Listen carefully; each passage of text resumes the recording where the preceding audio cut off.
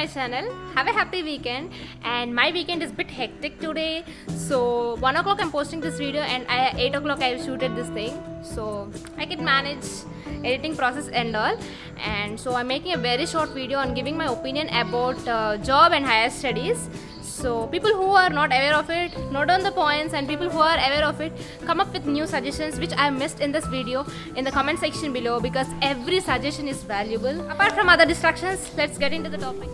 Every year there are thousands, lakhs of students graduating from universities and colleges, having bit confusion like what's next, whether to go for job or higher education. So in this video, I'm going to give some advantages and disadvantages of getting into job or higher studies. So I think it may be useful for you. And one thing you need to remember is I'm just saying my opinion and the points which I have researched, and this is bad, that is good. I'm not saying that, I'm just giving you some points, and every field is having its own priority. By the end of the day, it's completely your decision to choose what is best for you. Now first, coming to the job. So after your final year on campus or off campus, somehow if you crack some job with 4 lakhs or 3 lakhs with some package, and you may feel that self-sufficient.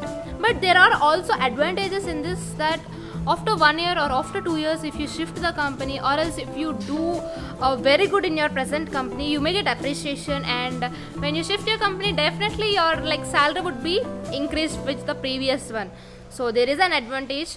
And here you have other advantage, like if you're working in Bangalore, Chennai, Hyderabad, different places, and every weekend you could come and visit your parents. That is one of the main advantage. So self-sufficient life and being happy with what we get from the company. And there are also some disadvantages, like if you are in a project and if you want to go for onshore, so you should definitely have a luck with less experience. If you want to go there, there will be a process like lucky draw, something like that. I'm not much aware of that. Getting H1B visa and going, this is very few will get this opportunity, and you will be stuck up in the company. Only people who are having luck can go for onshore. I felt this is a bit disadvantage. Getting 4 lakhs for working from morning to evening in the company, and you do hard work, right? Definitely you people will do hard work. So getting a very less amount for that is another disadvantage which I felt. So I told you, this is a very short video, so I observed those points and I told you regarding the job. And now coming to the higher education, I'll tell you the disadvantages first.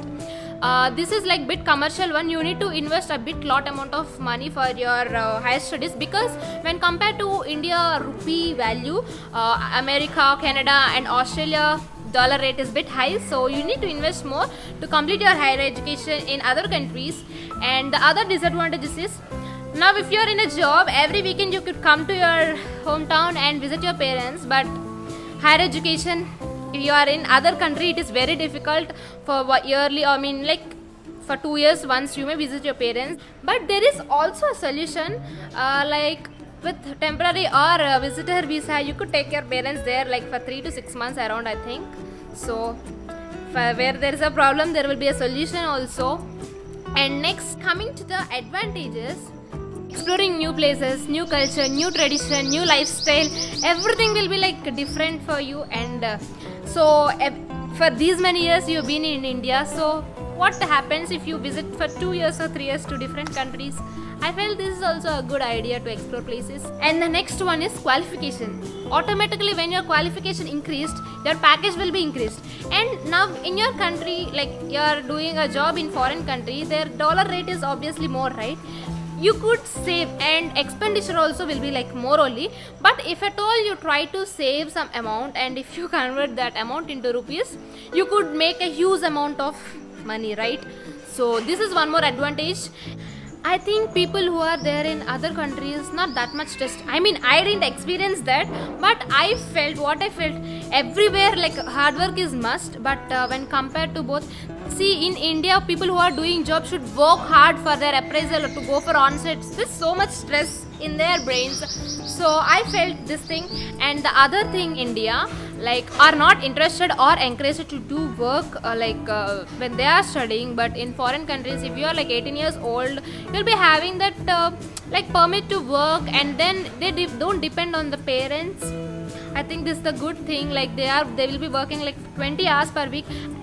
Working and exposing to industry during your study is like a good thing, which I felt as an advantage for higher education. So yeah, and another important thing is both fields are good. Each are having their own priority, but which one is best for you, you need to choose that. And I felt like higher education is also an important thing, or like which will be having more advantages, but every person like they may or they may not be affordable or like invest so much of amount in that. So it's completely your wish and your decision. And if at all you find my video like useful for you, then definitely don't forget to give a like, share and subscribe my channel. Thank you so much for watching my video.